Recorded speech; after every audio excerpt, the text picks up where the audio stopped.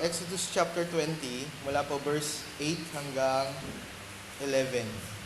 Ito pa sinasabi, babasa po ako mula sa ESV.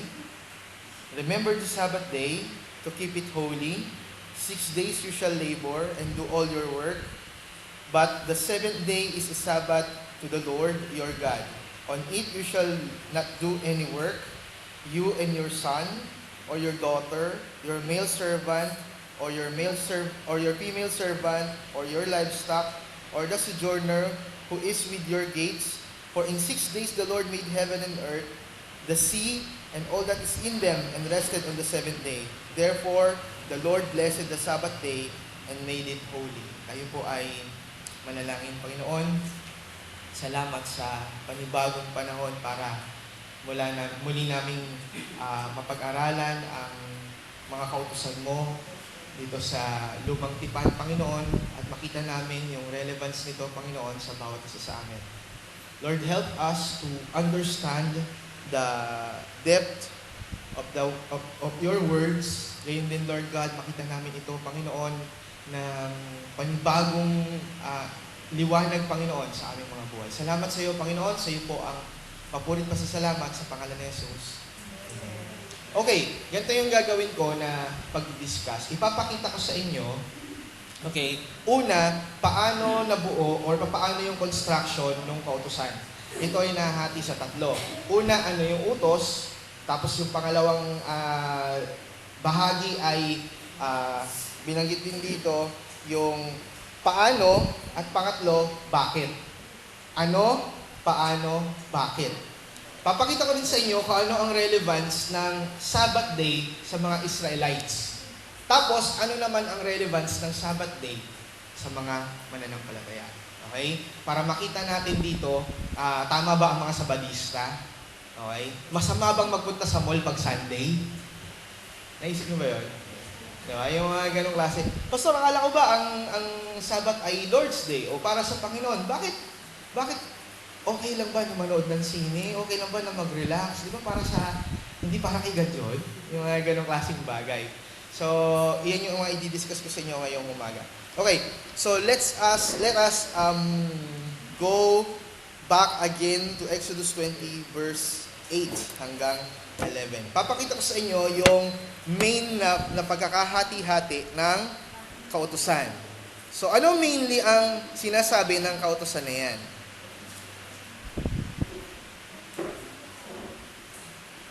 Okay. Sabi dito, remember the Sabbath day to keep it holy. Yun yung utos. Remember the Sabbath day to keep it holy.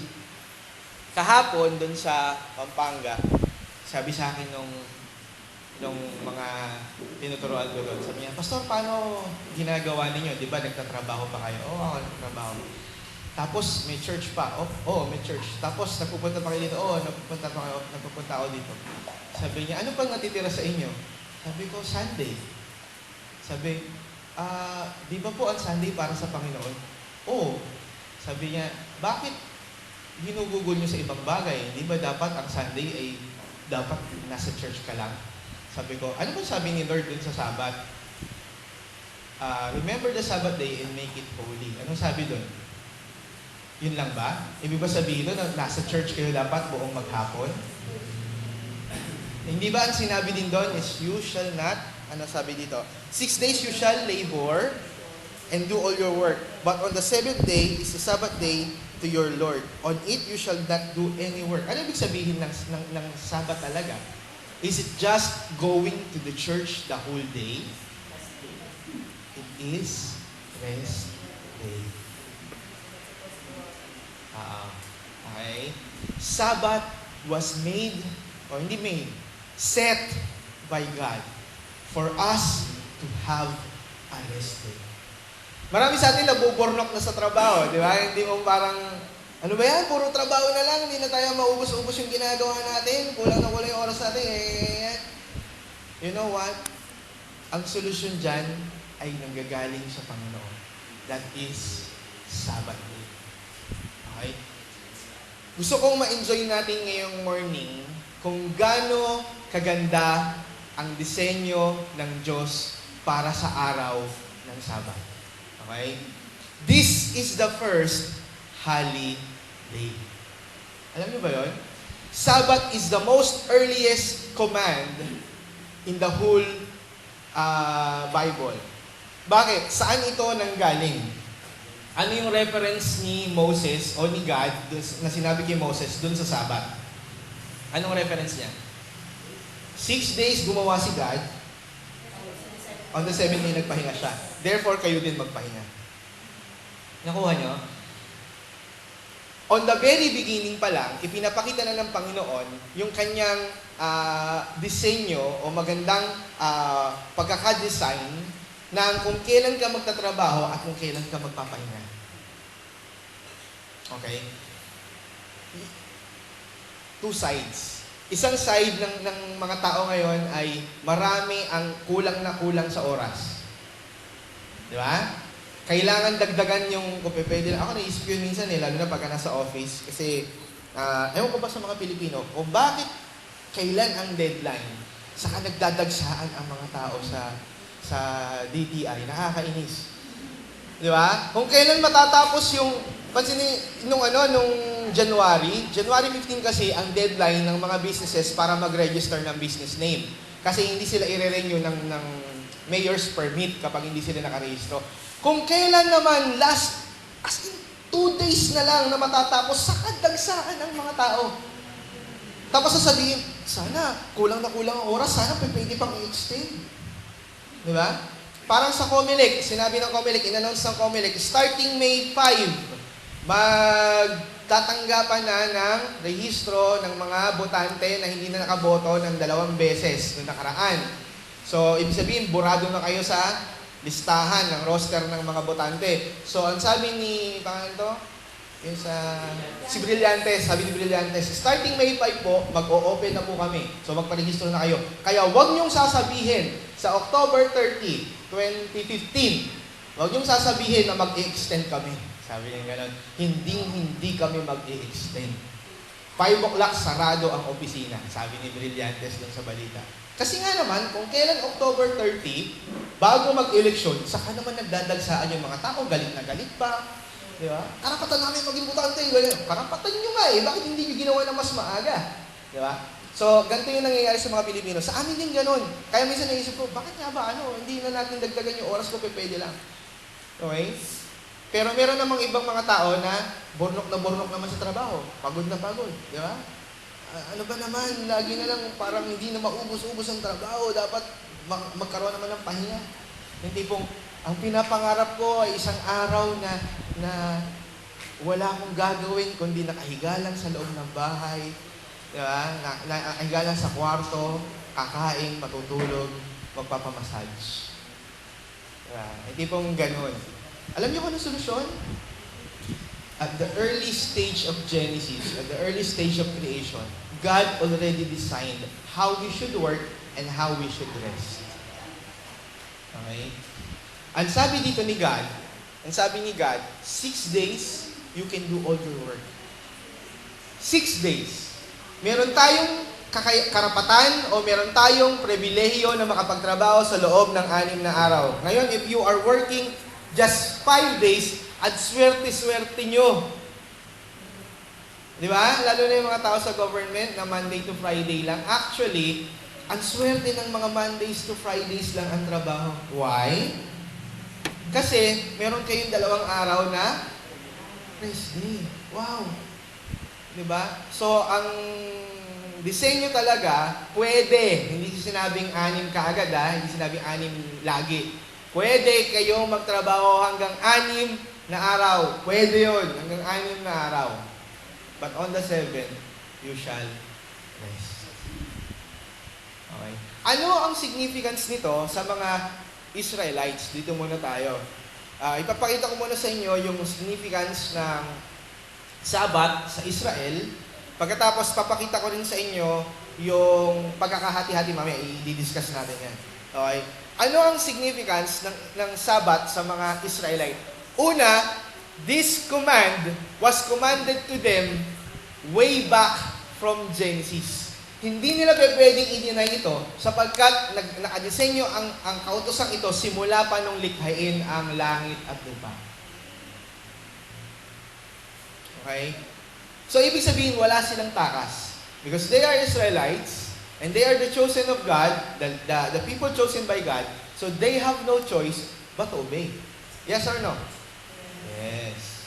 Yan yung unang point of view na dapat makita ng mga Israelites. Okay?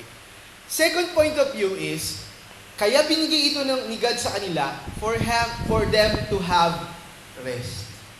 Why? Why? Because in Egypt, wala silang rest. Nakita na ba kayo ng alipin na may rest? Diba? Kahit, alam niyo dito sa Pilipinas, masyadong maganda yung treatment ng batas natin sa mga kasambahay. Sa batas natin, meron sila dapat isang araw na day off, may rest day sila. Tapos sa batas natin yan, dapat ikukuha mo pa ng SSS, di ba? Okay? Kung ititrace nyo talaga, kasi dito sa atin talagang iniiwasan natin na magtunog alipin yung ating mga kasambahay. Kaya nga hindi tinatawag na katulong. Ang tawag sa kanila ngayon ay kasambahay. Kasi Filipinos are very compassionate at ayaw natin na hurt din dahil meron din silang mga karapatan, which is very good. Okay? Which is very good. Pero kung pupunta kayo sa ibang bansa, okay? Kung pupunta kayo sa ibang bansa, though marami sa mga ibang bansa ay may rest day din naman ang mga kasambahay sa ibang bansa. Pero ibang-iba yung treatment nila sa mga kasambahay. When you say domestic helper sa ibang bansa, halos alipin yung turing. Halos. Napakaswerte nyo na kapag nakakuha kayo ng amo na talagang mabait, na tipong itatrato kayo as kapamilya nila, as member ng family. Napakaswerte nyo pag nakakuha kayo ng ganon. Pero maraming bansa, hindi katulad ng mga Pilipino, marami sa kanila ang tingin sa mga domestic helpers ay alipin. Mababa. Okay? Iba nga, nire-rape, pinapatay, di ba? Pinagbibintangan ng kung ano-ano. Ganon kalala yung tingin sa mga domestic helper. How much more nung nandoon ang mga Israelites sa Egypt? When they are in Egypt, there is no rest day. There is no time for them to worship God. Tandaan niyo, anong purpose ni Moses? Bakit sila iaalis sa Egypt? For them to worship. Okay? Para makapag-worship sila. So kung para maka-worship sila, ano mangyayari? Ano ibig sabihin nun? Before, they are not worshiping God. Diba? Ang ibig sabihin, before, they are not worshiping God. If they are not worshiping God, possible, napakalaki ng posibilidad talaga that they are working 7 days a week. Walang linggo-linggo doon. Linggo? Walang ganun-ganun doon. Trabaho sila. Walang tigil doon. Okay? So, yun yung kanilang dinaranas. Kaya nung sinabi ni God, na 6 days you shall work, and on the 7th, kailangan sila magpahinga, hindi sila dapat magtrabaho.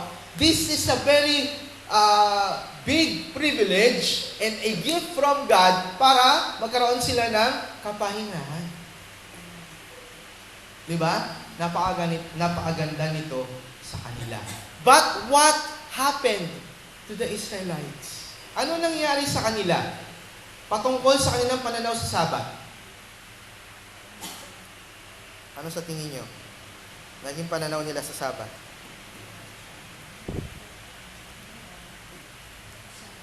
Naging pahinga ba para sa kanila yan? Ano nangyari? Ano nangyari? Alam niyo yung mga storya, di ba? Ano nangyari sa kanila?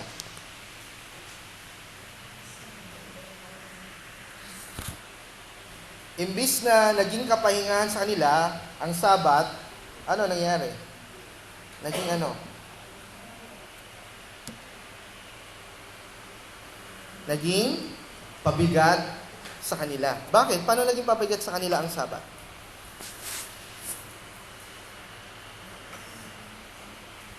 Naging pabigat ba sa kanila? Ano sa tingin nyo?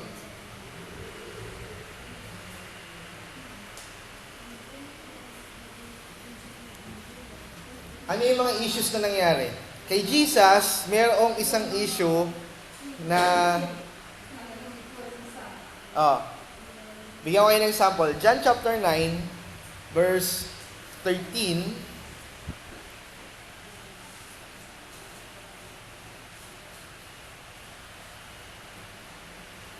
mayroong event na nangyari sa buhay ni Jesus habang nagtuturo siya.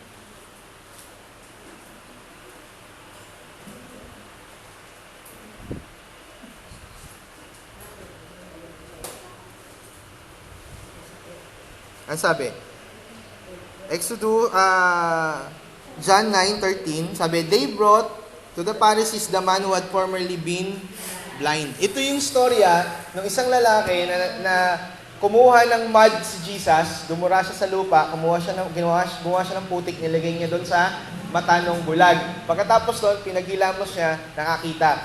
Ang sabi dito, they brought to the Pharisees the man who had formerly been blind. Now it was Sabbath day when Jesus made mud and opened his eyes. Okay?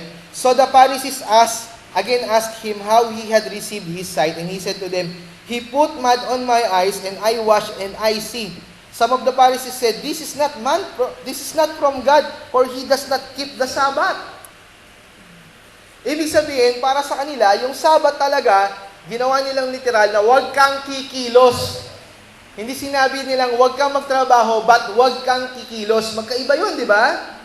Ang utos ng Panginoon is huwag kang magtatrabaho. Pero sa kanila, huwag kang kikilos. Gumawa ka ng putik, trabaho yun. Di ba? Tapos pinaghilamos mo pa, lalo ng trabaho yun. Di ba? So, imbis na naging kapahingan sa kanila at nakatulong sa kanila ang Sabbath, what happened to them is, Sabbath became a burden sa mga Israelites. Hindi nila yun nakita. Hindi nila na-appreciate that this Sabbath was made by God for them to have pleasure. Okay? Imbis na nakatulong sa kanila, naging pahirap pa sa kanila ang Sabbath. So malungkot kasi dinisenyo nga ni God yan for them to have rest. Pero pagdating ng panahon, dumaan yung panahon, yung kanilang interpretation ng Sabbath balo-balungkot, mali na. So nangyari sa kanila, imbis na nakabuti, ay naging pabigat sa kanila. Okay? Hindi lang yan. Sa Luke chapter 13,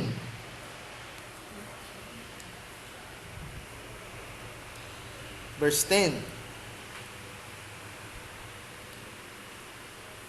Okay? Luke 13, verse 10. Now, he was teaching in one of the synagogues on the Sabbath. Okay? And there was a woman who had a disabling spirit for 18 years. Okay? Ano nangyari? She was bent over and could not fully straighten herself. Merong isang babae, isipin nyo, baluktot daw siya for 18 years. So, baka kuba. Baka. Pero hindi kuba na may bukol sa likod. Ibig sabihin lang, hindi siya makatayo. Okay? Possible na talagang nabaluktot siya. Baka may scoliosis or kung ano man yung sakit niya patungkol sa buto. Basta na-bend siya. Okay? Over and could not fully straighten herself. When Jesus saw her, He called her over and said to her, "Woman, you are freed from your disability." And He laid His hands on her, and immediately she was made straight, and she glorified God. Alam niyo kung ano nangyari? Verse 14, but the ruler of the synagogue, indignant because Jesus has healed on the Sabbath. Take note of the word indignant. Naghumindig yung galit. Diba? Indignant, matinding galit. Ito yung itsura ng mga taong biglang nagpanting yung tenga. Okay? Yung term na yon, nagpanting yung tenga. Yung kumbaga sa cartoon, biglang pumula. Pumula tapos biglang okay? Kung gagawin cartoon, ganun yung itsura niyan. Okay? Became indignant because of what? Because Jesus had healed on the Sabbath, said to the people, there are 6 days in which work ought to be done. Nag-quote pa. Nag-quote pa yung ruler ng Sabat. 6 na araw, dapat kang, pwede kang magtrabaho. Sabing ganon. Come on this today and be healed and not be on Sabbath day. Huwag ka ngayon magpagaling. Huwag sa Sabat. Then the Lord answered him, "You hypocrites, does not each of you on the Sabbath untie his ox or donkey from the manger and lead it away to water it? And ought not this woman, a daughter of Abraham, whom Satan bound for 18 years, be loosed from the bond on the Sabbath day?" Ibig na sabihin, mga sinungaling kayo. Bakit? Yung mga hayop ba ninyo, hindi nyo pa iinumin pag Sabat? Pag hindi nila pinainom yung mga hayop, sa Sabat, ano mangyari? Mamamatay. Bakit yung pagpapainom sa mga hayop pwede? Bakit yung pagpapagaling hindi? Ano sabi ni Jesus sa kanila? So, basically, Sabat was made for them to make rest. Okay? Sa mga Israelites. Pangalawa, Sabbath was made for them to worship the Lord. Dalawang bagay yung reason kung bakit binigay ang Sabbath sa mga Israelites. It's for them to have rest and to worship the Lord. The problem is, this Sabbath, hindi ito nagiging worship sa kanila. Okay? But a regulation. Hindi ito nagiging rest sa kanila, but a burden. Okay? Hindi naging worship kasi naging kailangan, itong sundin nyo, naging regulasyon. Hindi rin yan naging rest kasi naging pahirap sa kanila. So, na-forfeit yung purpose ng Sabbath sa mga Israelites.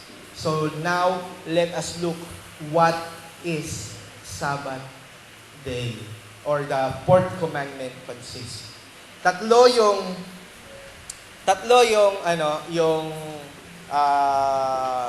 sinabi ko sa inyo na parts na mababasa natin dyan. Number 1 is, what is the command? And number 2 is, how we should do the command. And number 3 is, why we should do the command. Okay? What is the command? How we should do the command? And why we should do the command. Okay, what is the command? Sabi ng verse 8, remember the Sabbath day. Keep it holy. Therefore, Sabbath day should always be a holiday. Nakuha nyo ba yun? Why does the word keep it holy be put in there? Alam mo ibig sabihin, kayo, di ba, lalo na yung mga estudyante, yung mga empleyado, anong inaabangan nyo sa kalendaryo? Holiday! Yung kampal, ang tanong lagi sa amin, Mami, Daddy, kailan ang susunod na wala kayong pasok? Lagi yun eh. Okay? Kahit naman kami sa office, lagi ang tanungan namin, kailan ang susunod na holiday? Di ba? Kasi ang ano ngayon, May. Tapos ano susunod? June 12 na. Pagkatapos doon, wala na. Kailan na susunod? August na. Abisado ko yan eh. Kasi ano ko eh. Simula nung naging government employee ako, nakabisa ko ang holiday. Nakabisa ko yung mga holiday, yung mga pula sa kalendaryo. Kasi December pa lang, ina-announce na yan ng Office of the President kung ano yung mga holidays for the next year. Okay? Nakamarka na kagad sa calendar ko yan. Nag-aalarm na kagad ang aking Google Calendar sa Yahoo Calendar. Okay? Nakaano na kagad yan, nakaset na kagad sa mga gadgets ko. Ahead of time kung ano yung mga holiday.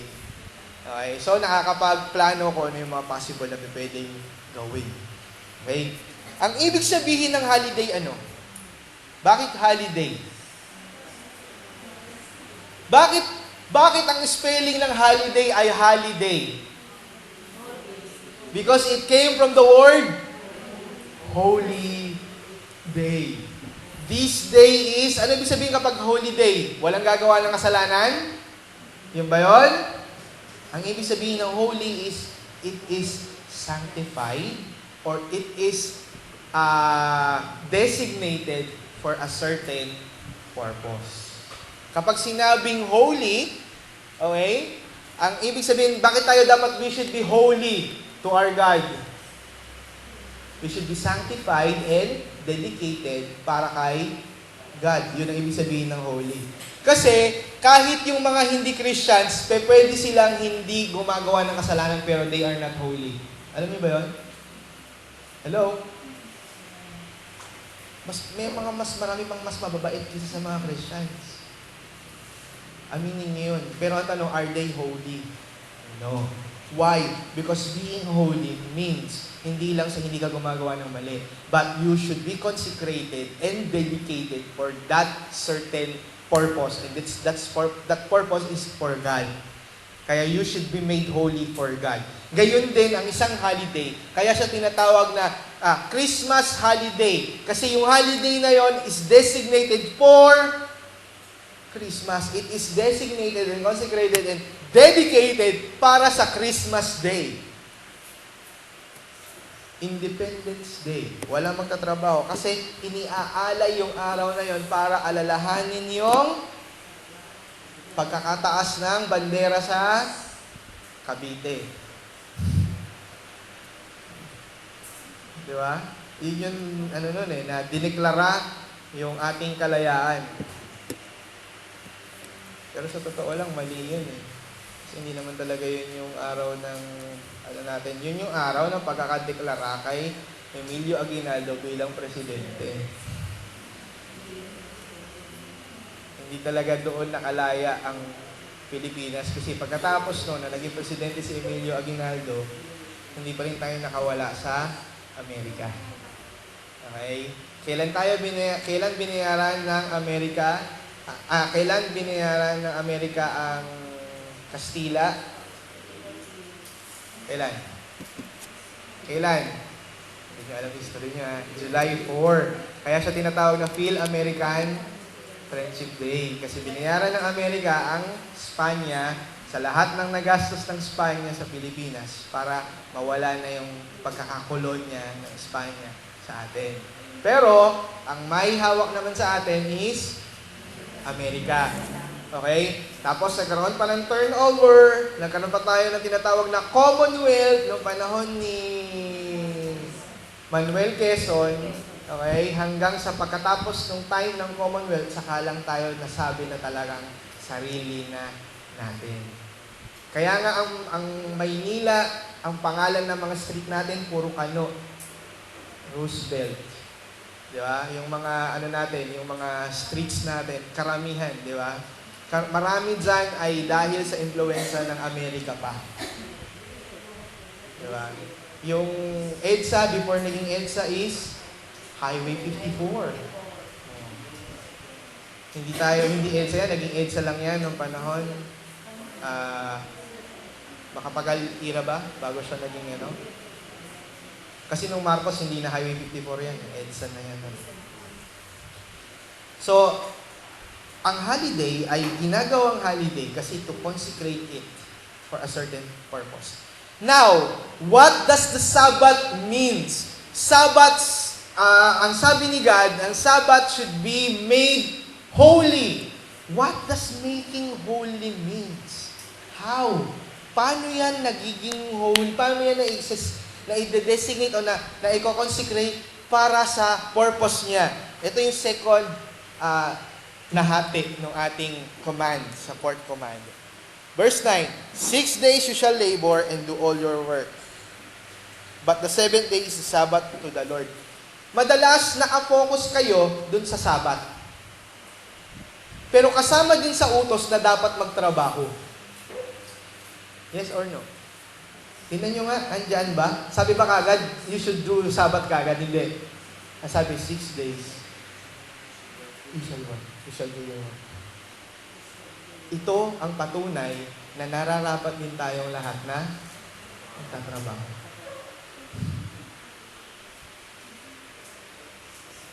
Alam niyo ba kung bakit 60 years old ang retirement?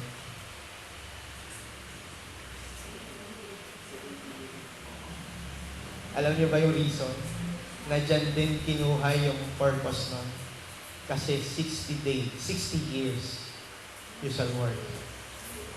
And after that, you shall rest.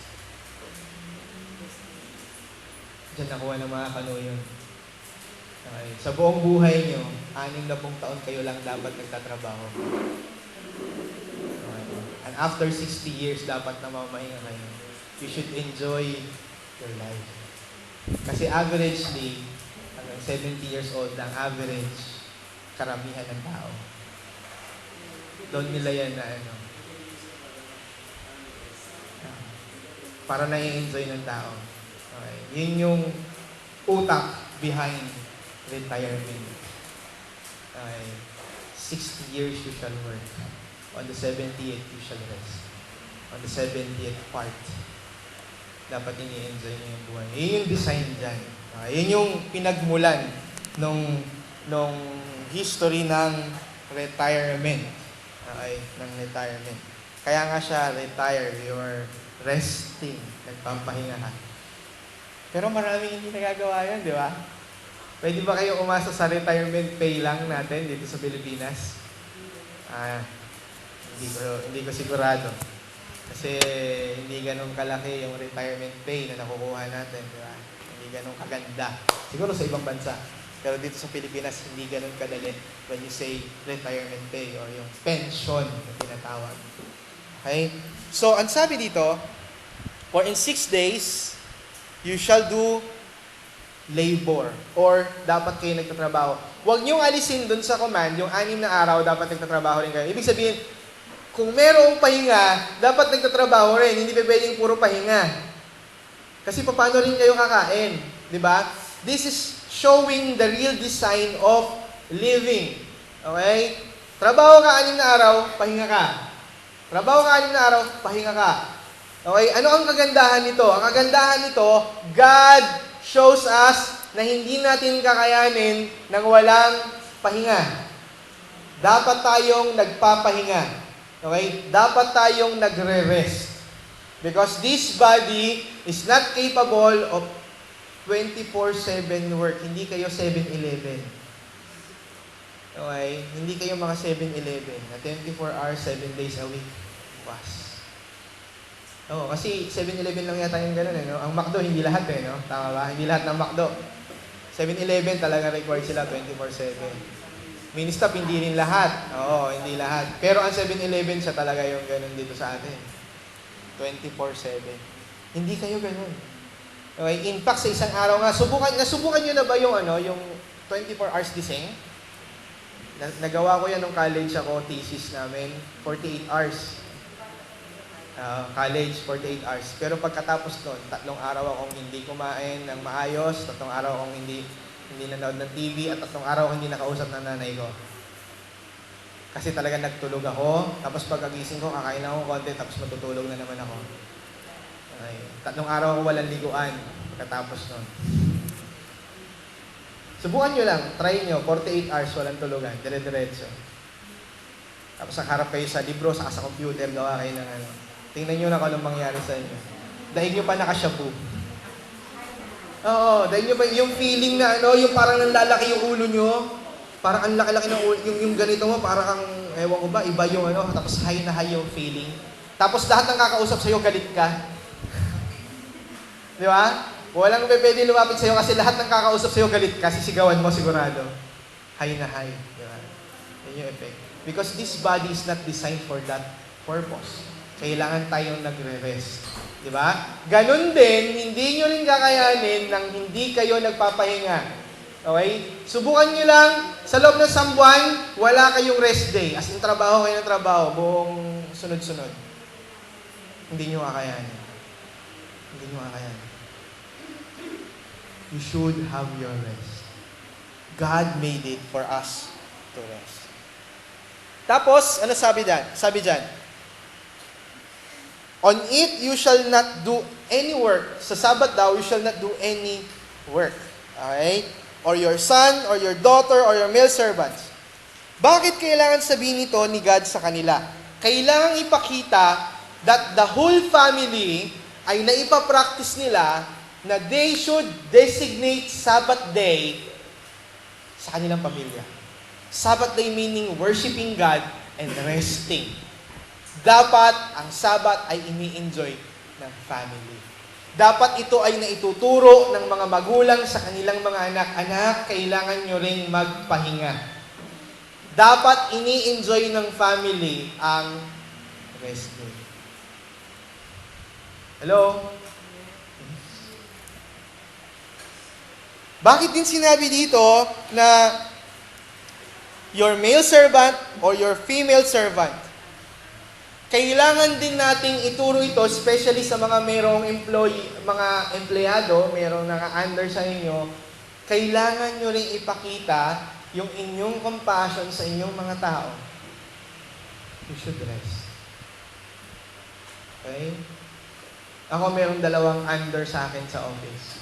Tapos nagkaroon ng order ang itaas na simula noong January 15, nagkaroon kami ng online registration sa business name. Tapos, ako yung pinapatingin ng boss namin para kung paano tutulungan yung mga nag-a-apply sa online ng business name, paano tutulungan yung tagapag-ayos namin, yung tao namin. Ang kaso nyo, inopen ng DTI yan sa SM. So, 20 SMs all over Metro Manila, pwede kayo mag-register ng business name. Ang SM po ba ay may holiday? Wala. Meron, Biyernes Santo. Yun lang. Okay? Pero lahat ng araw may pasok. Okay? Tapos, ang SISTI pa, ang SM opens on 9 a.m. sa registration and opens on 10 a.m. and closes on 9 p.m. sa registration. So, yung tao namin, si Dinah, sabi niya, Kuya, paano ang gagawin ko? Ganyan. Sabi ko, sige, akong kakausap si boss. Okay? Sabi ko sa boss ko, Ma'am, si Dinah, yung tao natin, tao yan. Hindi meron namang laptop ganyan.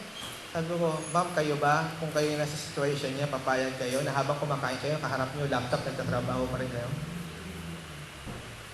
Baka baka mag-resign eh. O sige, let us find ways. So, umanap kami ng way para paano ililiway yung processing. Why? Because nobody can do 7 days works. Walang patid. Hindi yun kakayanin.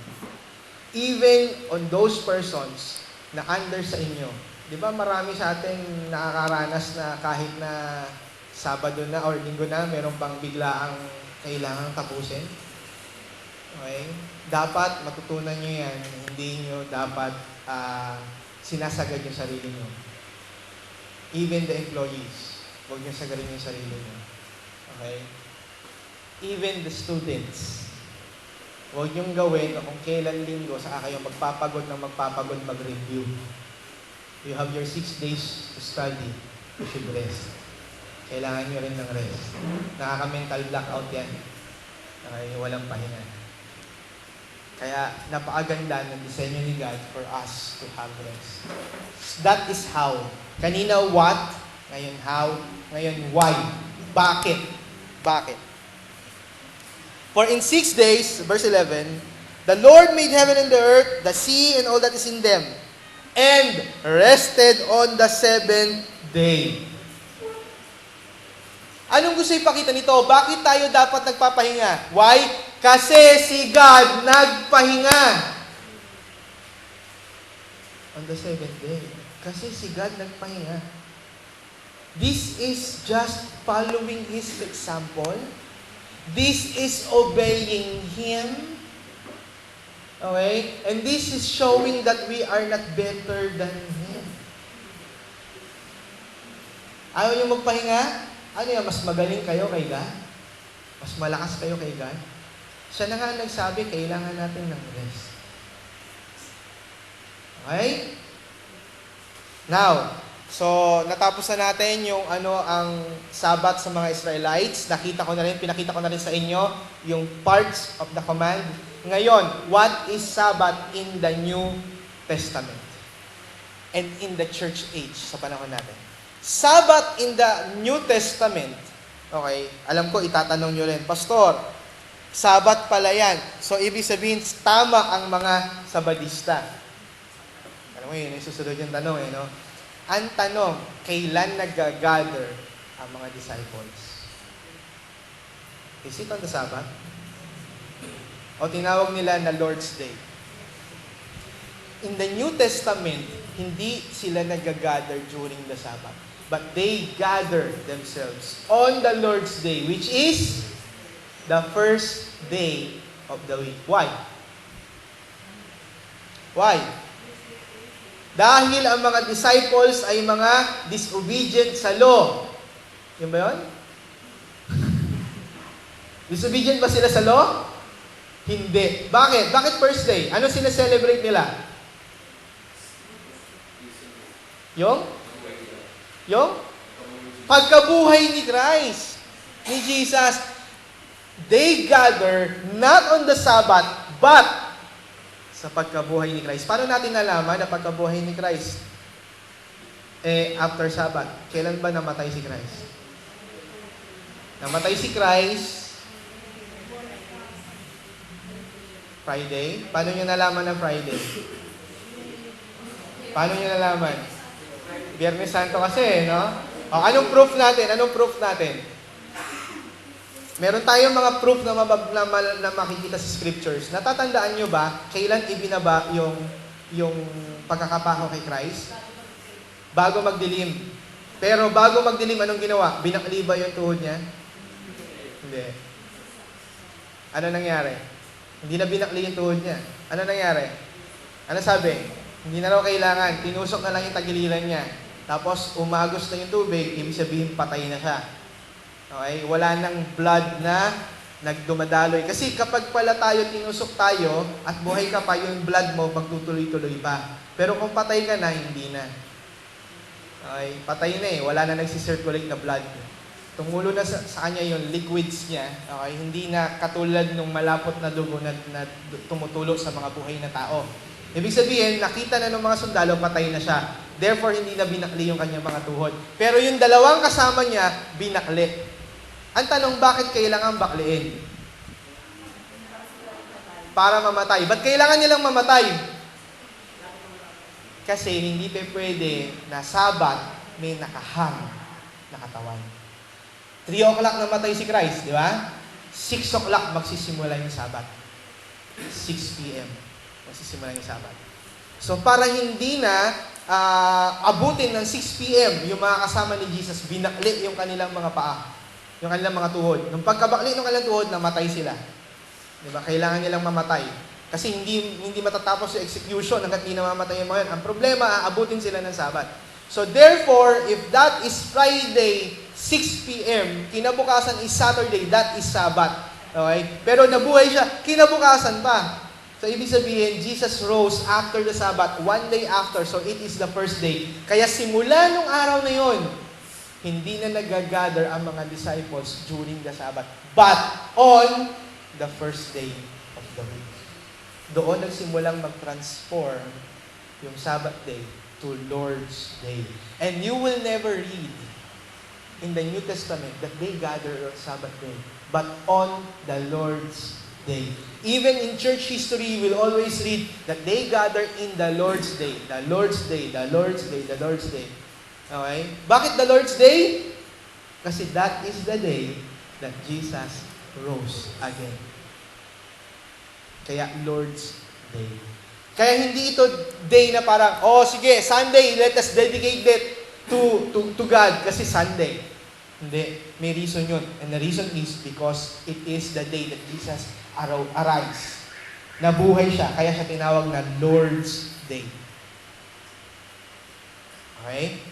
So yan yung nangyari. Kaya nung New Testament, the disciples gathered on Sunday. Okay? Nagkataon lang na tinawag itong Sunday. Okay? Naisip ko, i-discuss ko pa sa inyo yung mythology behind dun sa weeks natin.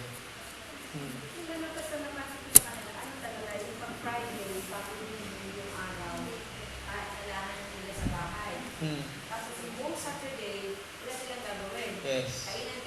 Kainan. At on Sunday, yun yung first day of nila, yung pasok mo sila sa trabaho. Kaya nga, kasi nga para sa kanila, Sabbath is the most consecrated day.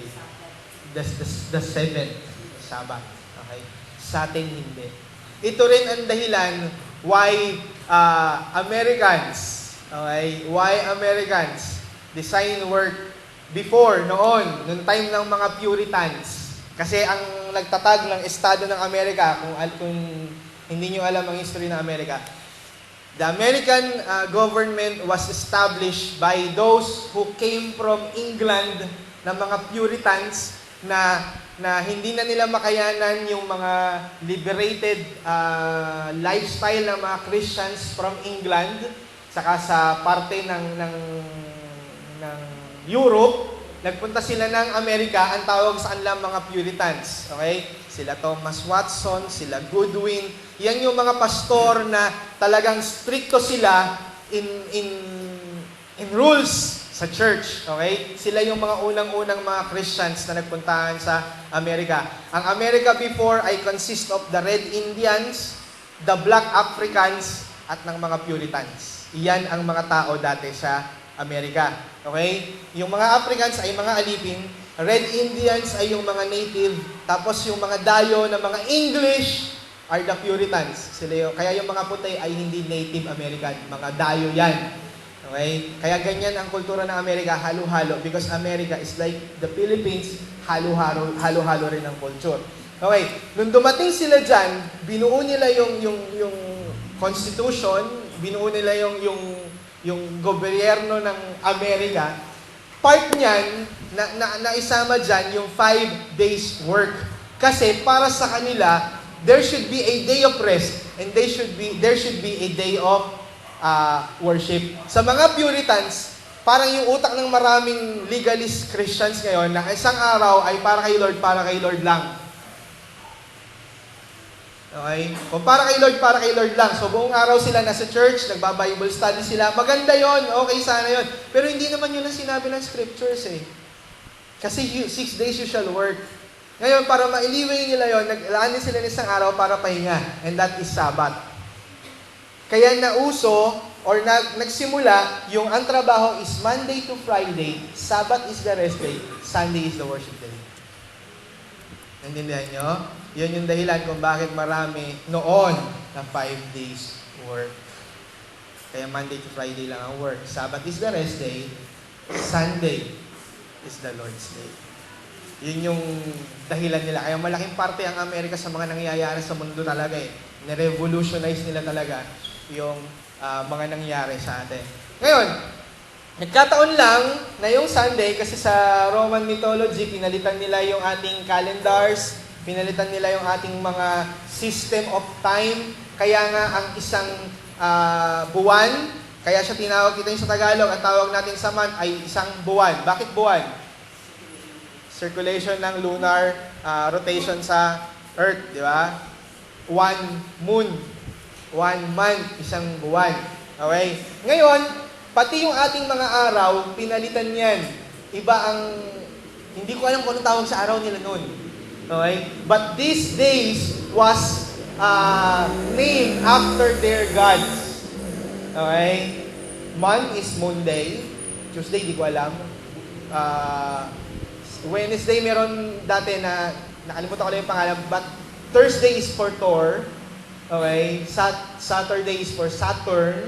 Sunday is for the sun, as S-U-N, the sun god who is Zeus. Okay? Nagkataon lang na yung Sunday, yun din yung ating Sun Day. As in S-O-N. Okay? Nagkataon lang that the Sunday, sun god, is also our day for S-O-N Day, which is the Lord's Day. Bakit ko sinasabi to? Kasi maybe maka-encounter kayo, lalo na sa mga Sabadista, ito yung kanilang claim. Kita nyo, sineselebrate ninyo yung inyong pagsamba sa Sunday. Araw yan ni Jesus. Isa ito sa kanilang mga claims. Kaya sinasabi nila na baluktot ang mga born again, ang mga Protestant, ang mga Christians. Okay? But that's not true. Because the Lord's Day become the Lord's Day dahil sa nabuhay si Jesus on the first day of the week. Ang tanong, Pastor, bakit hindi kaya ginawa ni God na nabuhay si Jesus on the Sabbath day? Gusto niya. Okay? Hindi nyo ba nakita yung beauty? Yung beauty that we are worshiping God on the first day of the week.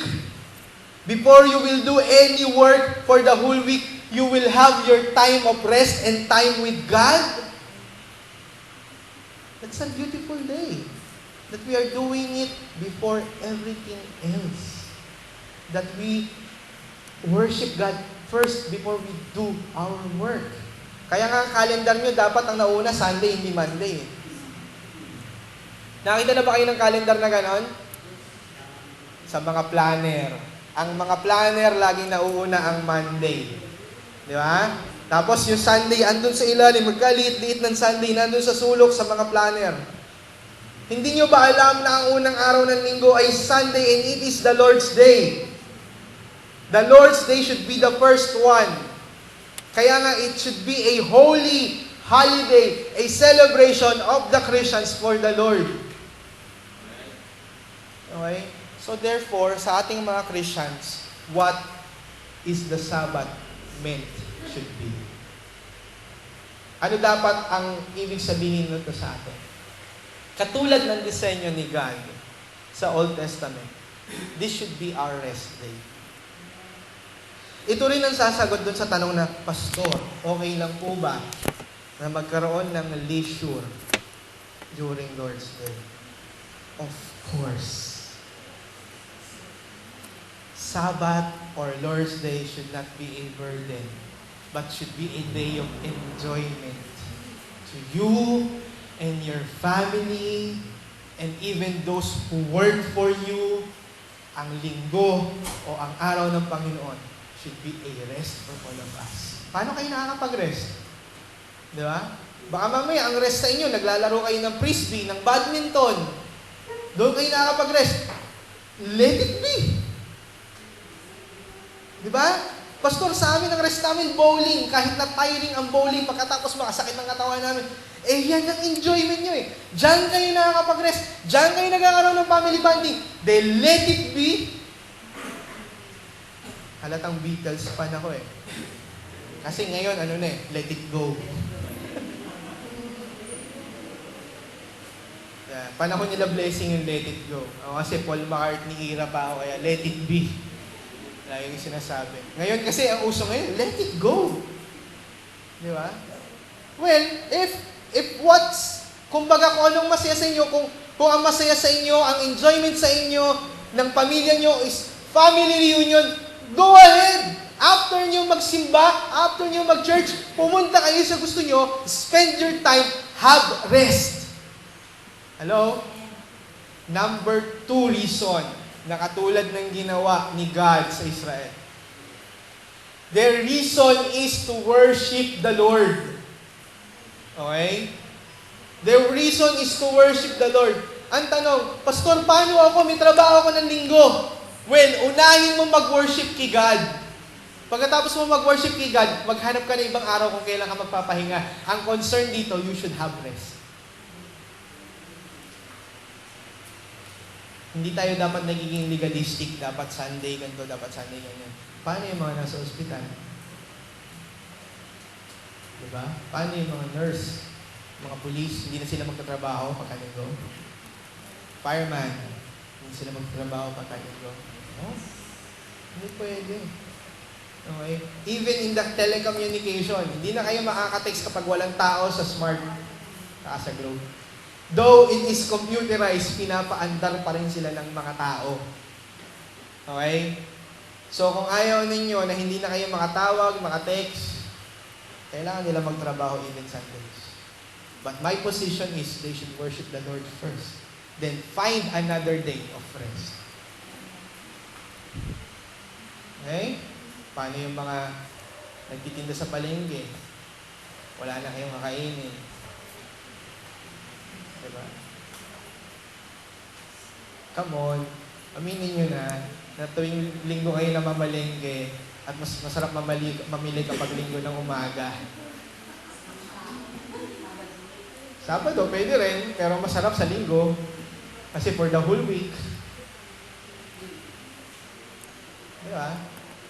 Huwag yung sabihin na kayo, pwede kayo mag-rest, yung mga nagtitinda doon, dapat hindi sila magtinda. Di ba? Still, kailangan have a time of worship and have a time of rest. Pero meron akong pangatlong nakita. Okay? In the New Testament, na reason. Ito yung binasa natin kanina. Anong ginagawa ni Jesus during the Sabbath? Nagpapagaling! This is the day kung kailan ginagawa ni Jesus yung mga charitable works niya. This is His mercy day. This is His compassion day. Dito niya inaabot yung mga tao na nangangailangan. Okay? And I think, being Christians, we can do our Passion Day, our day of helping, especially, do it on Sundays. Why? Dahil namamahinga ang maraming tao. Di ba? So when you do, kumbaga kung gusto nyo gumawa ng mga charitable works, gusto nyo tumulong sa iba, napakaganda, do it on Sundays. Okay? So what I would like to give you this morning, mga kapatid, is Sabbath is not Sabbath anymore. But this is the Lord's Day. Okay? Tapos, ano dapat ang meron sa Lord's Day? Kagaya ng binigay ko sa inyo, 3 reason para sa ating church, sa ating mga mananampalataya. Rest, worship, and compassion. Rest, ibig sabihin, it is the time for you to have your rest. Spend it with your family. Kung wala kayong family to spend it with other friends. Basta mahalaga, this is the time that you will have your rest. Whatever you do, be sure that you will have your relaxation time. Okay? Kasi iba-iba tayo di ba? Yung iba nare-relax sa pagtulog. Yung iba nare-relax sa pagkain. Yung iba nare-relax kapag nagja-jogging. Doon siya nare-relax Diba? Yung iba nare-relax pag sightseeing. Do it. Bahala kayo. Basta have your day of rest. Okay? This is also our worship day. Okay? This is the first day of the week. Do it with the Lord. And lastly, this is also our compassion day. Kung gusto nyo tumulong, kung gusto ninyong gumawa ng mga charitable works, katulad ng ginagawa ni Christ, He always do it. He do it mostly during the Sabbath day. Hindi lang siya, kung isipin, si Jesus siguro pang-asar yun. Bakit? Kung kailan talaga naaasar yung mga tao, which is Sabbath, saka siya nananadya. Hindi ganon. Hindi lang siya nananadya. But He always do it kasi this is the Lord's day. Okay?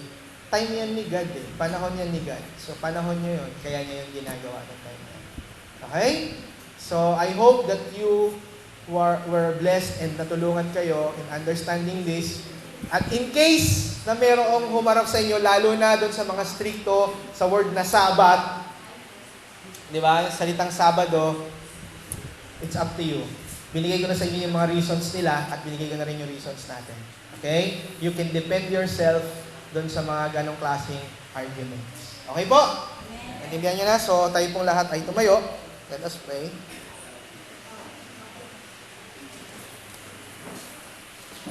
I hope na ang mga pinag-aralan natin on the 4th commandment helped you. I hope that magamit natin ito, and it should always be our principle. Okay? It should be our principle to spend the first day of the week for the Lord. Let us pray. Lord God, thank you po sa araw ng linggo kung saan kami po ay nakakapag-google ng oras para sa iyo. Kung saan dito po rin kami kinakatagpo. Sa araw na ito po rin kami kinakausap, Panginoon, sa pamamagitan ng iyong mga salita. Dalangin ko po, Panginoon, that every one of us will understand this. For us to have rest. For the 6 days of work, I pray that you would help us to have a rest day, Lord God. Tulungan niyo po kami na huwag kami maging legalistic. Bagkus makita namin yung principle. For us to have a rest day, for us to have a worship day for you. Ngayon din, Lord, tulungan mo rin po kami, kagaya ng Panginoong Isus, to have a heart who has His compassion and do His charitable works and His noble works, Lord God, during the Sabbath days. I pray, Lord God, give us a heart like that, na handang tumulong, O God. And I pray, Lord God, na sa pamamagitan ng mga napag-aralan namin ngayong umaga, we would enjoy our time with you, also our time with our family, and our time with ourselves, Lord God, for us to have our rest. Thank you for the beauty of Sabbath, Lord God. Thank you for the beauty of the Lord's Day. Thank you for the beauty and the example that you have given us to have rest on the seventh day. Thank you, Lord. Sa po lamang ang papuri at pasasalamat sa pangalan ni Jesus. Amen.